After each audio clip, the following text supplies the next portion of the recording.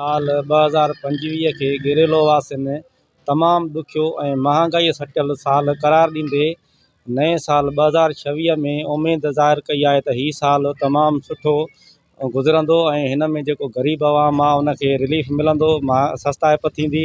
इन हवाले सां जॾहिं मिरान टीवीअ तरफ़ां शहरनि ऐं दुकानदारनि सां ॻाल्हि ॿोल कई वई त उन्हनि मिरान टीवीअ सां पंहिंजा वीचार कुझु हिन रीति वंडिया। 2025 इंतिहाई ॾुखियो साल गुज़रियो, तमामु हारियुनि जे लाइ, मज़दूरनि जे लाइ, असां मिसकिन पुरतनि जे लाइ तमामु तकलीफ़ वारो गुज़रियो। अलाह मालिक आहे हिन जेको साल मोलालीअ जो आमद बि आहे ऐं तेराज बि आहे। माना मालिक साईं हिन साल में का भलाई करे हारियुनि जे लाइ, मज़दूरनि जे लाइ। बाक़ी तमामु ॾुखियो जेको आहे हालात तमामु तंग पिया था हलनि पिया। ग़रीब मिसकिन माण्हू माना पेट जीअण में ॾुखियो लॻो पियो आहे। कहिड़ी ॻाल्हियूं कयूं बदअमनी या बसि छा ॿुधाइजे, कहिड़ा कहिड़ा लफ़्ज़ ॻाल्हाइजनि माना हिन हालातनि ते। अलाह मालिक हिन साल में कुझु न कुझु उमेदूं आहिनि असांखे हारियुनि खे, मज़दूरनि जे लाइ, औरतुनि जे लाइ का माना अलाह का भलाई करे को मालिक साईं को चङी कंदो। 2025 तमामु माना बदतरीन साल हुयो। वॾी महांगाई उरूज ते हुई, बदअमनी हुई वॾी तमामु।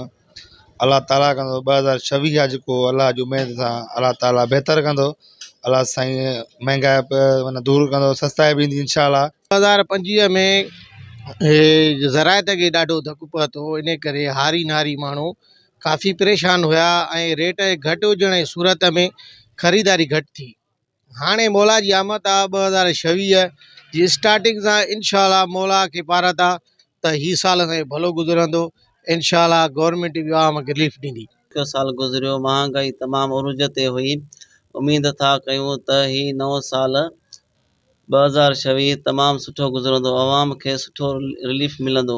2025 ॾाढो ॾुखियो साल हुयो। क़बीलाई झेड़ा, फ़साद, ज़राअत जो जेको आहे सो रेट घटि हुजणु, वेंदे वेंदे 2025 शिकारपुर सानियो असां सभिनी सिंध वासियुनि खे ॾुखारो करे वियो।